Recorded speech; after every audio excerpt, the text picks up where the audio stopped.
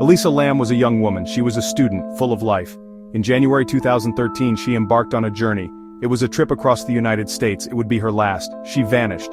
She was last seen at the Cecil Hotel. This hotel was in downtown Los Angeles. It was known for its troubled past. It had a reputation. It was a place of darkness. The Cecil Hotel had seen it all. Murders, suicides, overdoses. It cast a long shadow. It loomed over Lam's disappearance, adding to the mystery, deepening the enigma. Elisa Lam arrived in Los Angeles on January 26, 2013. She was a young woman full of dreams and aspirations, eager to explore the vibrant city of Los Angeles. The city, known for its glitz and glamour, was a stark contrast to her quiet life back home in Vancouver, Canada. Elisa had meticulously planned her trip, marking down all the places she wanted to visit and the experiences she wanted to have. Her arrival was filled with excitement and anticipation, a new adventure waiting to unfold. She checked into the Cecil Hotel, a place with a storied past. The hotel, located in downtown Los Angeles, had seen better days. Once a glamorous destination, it had become a budget option for travelers and a residence for long-term tenants. Despite its faded glory, Elisa was undeterred. She saw it as just a place to rest her head at night, a base from which to explore the city. She was excited to explore the city. She had plans. Elisa had a list of must-see attractions, from the Hollywood Walk of Fame to the Griffith Observatory. She wanted to immerse herself in the culture and energy of Los Angeles, to experience everything the city had to offer. Her days were filled with sightseeing and her nights with planning the next day's adventures. She wanted to see the sights. The iconic landmarks of Los Angeles were on her itinerary. She visited the Hollywood sign, took photos at the Santa Monica Pier, and strolled along Venice Beach. Each landmark was a new experience, a new memory to cherish. Elisa was living her dream, exploring a city she had always wanted to visit. She wanted to experience the culture. Days passed. Elisa delved into the local culture, visiting museums, art galleries, and attending local events. She enjoyed the diverse food scene, trying different cuisines and savoring the flavors of Los Angeles. Each day brought new experiences and new stories to share with her family back home. She kept in touch with her family. She seemed happy. Elisa made sure to call her parents regularly, updating them on her adventures and assuring them that she was safe. Her messages were filled with excitement and joy, a testament to how much she was enjoying her trip. She shared stories of her adventures. Her family looked forward to her calls, eager to hear about her latest escapades. Elisa's enthusiasm was infectious, and her family was happy to see her so content and fulfilled. She explored different parts of Los Angeles. From the bustling streets of downtown to the serene beaches, Elisa left no stone unturned. She ventured into different neighborhoods, each with its own unique charm and character. Her curiosity knew no bounds, and she embraced every new experience with open arms. She seemed to be enjoying her trip. Her social media posts were filled with photos and updates, capturing the essence of her journey. Friends and family commented on how happy she looked, how much she seemed to be enjoying herself. Elisa was living in the moment, savoring every bit of her adventure. January 31st, 2013, her last day. Elisa had planned to check out of the Cecil Hotel and continue her journey to Santa Cruz. It was supposed to be just another day of travel, another step in her adventure. She was supposed to check out, but she didn't. When the hotel staff went to her room, they found it empty. Elisa was nowhere to be found. Her belongings were still there, but she was gone. She had plans to travel to Santa Cruz. She never arrived. Her family was worried. They contacted the authorities. Elisa's parents, who had been in regular contact with her, grew increasingly anxious when they couldn't reach her. They knew something was wrong and immediately alerted the police. The police began their investigation. They started by searching the Cecil Hotel, hoping to find clues about Elisa's whereabouts. The hotel staff cooperated fully, providing access to her room and any information they had. They searched her hotel room. They found her belongings, but Elisa was gone. Her suitcase, clothes, and personal items were all there, but there was no sign of Elisa. It was as if she had vanished into thin air. There was no sign of her, no trace. The police were baffled. There were no signs of a struggle, no indications that she had left in a hurry. It was a mystery that left everyone puzzled and concerned. No indication of where she might have gone. The investigation continued, with the police searching every corner of the hotel and reviewing security footage. But despite their efforts, Elisa remained missing, leaving behind a trail of unanswered questions and a family desperate for answers. Security footage emerged. It was a seemingly ordinary day at the hotel, with guests coming and going, unaware of the unsettling events that would soon unfold. The footage was from the hotel elevator, a place meant for brief, mundane moments of transit, but this time it captured something far from ordinary. It was the last known sighting of Elisa Lam. The footage was unsettling to say the least. It was strange, eerie, and deeply disturbing, leaving viewers with a sense of unease that was hard to shake off.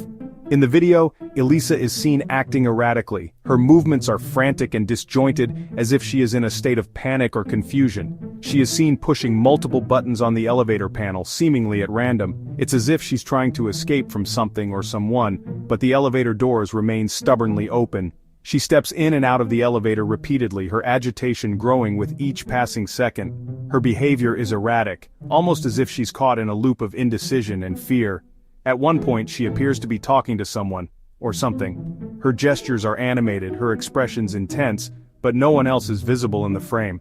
The elevator remains empty, its doors open, as if waiting for someone to step in. The footage quickly went viral, capturing the attention of people around the world. It sent chills down the spines of viewers worldwide. People were captivated, horrified, and deeply intrigued. The footage was analyzed, dissected, and discussed in countless forums and media outlets. Experts pored over the video, trying to make sense of Elisa's behavior. Was she on drugs? Was she experiencing a psychotic episode? Theories ran wild, but no definitive answers emerged.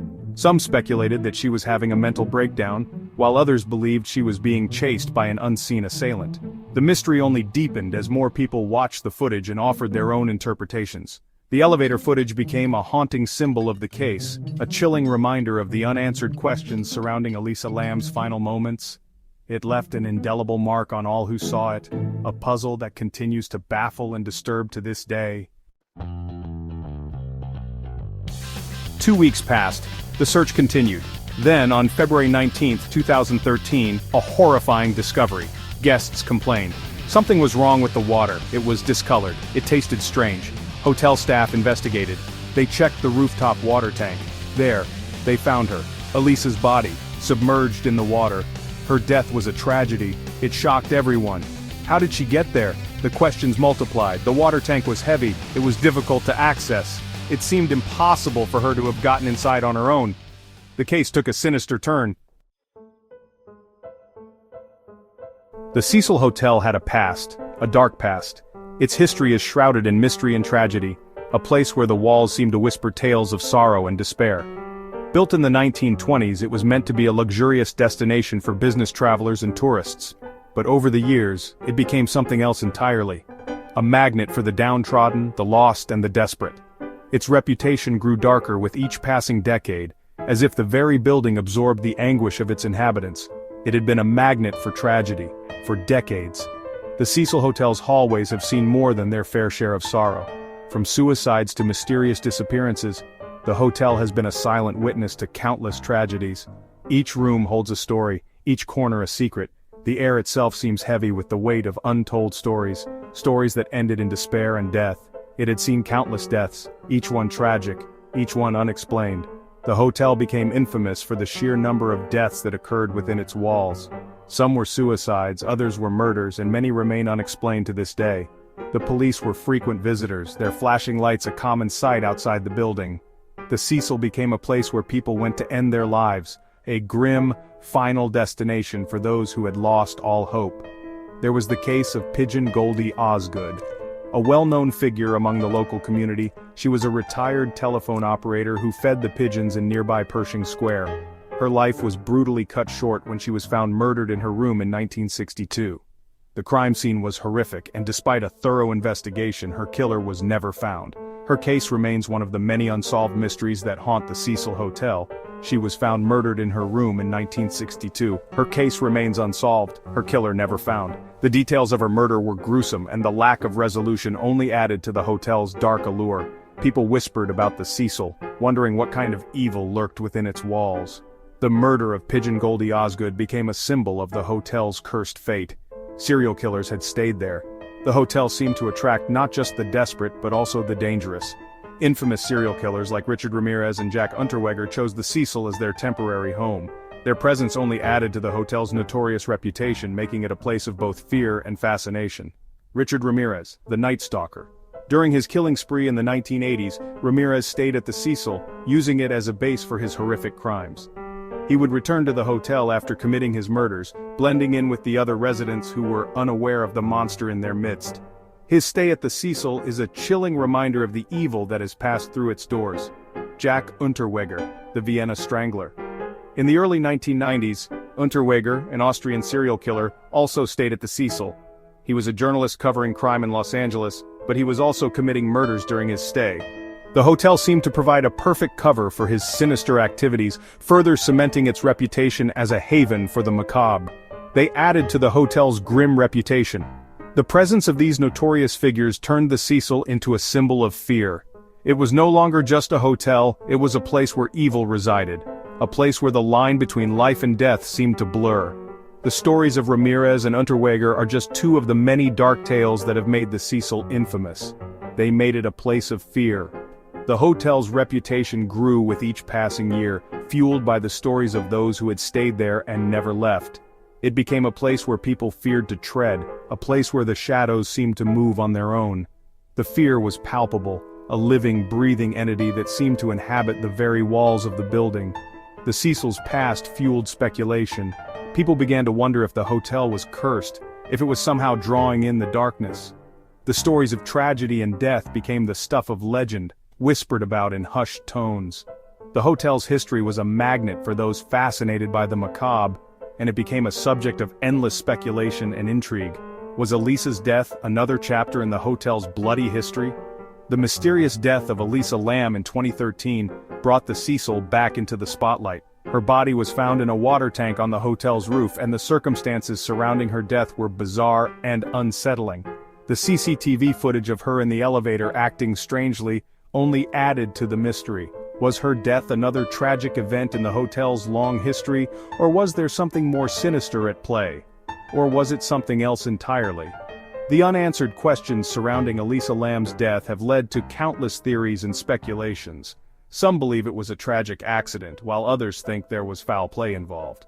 The truth remains elusive, adding another layer of mystery to the Cecil's already dark history. The hotel's connection to her death has only deepened its infamy, making it a place where the line between reality and the supernatural seems to blur. The hotel became synonymous with the case. The media frenzy surrounding Elisa Lam's death brought the Cecil back into the public eye.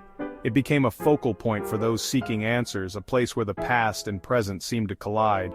The hotel's name became forever linked with her tragic story, a symbol of the darkness that seemed to permeate its very foundation. It became a character in the tragedy.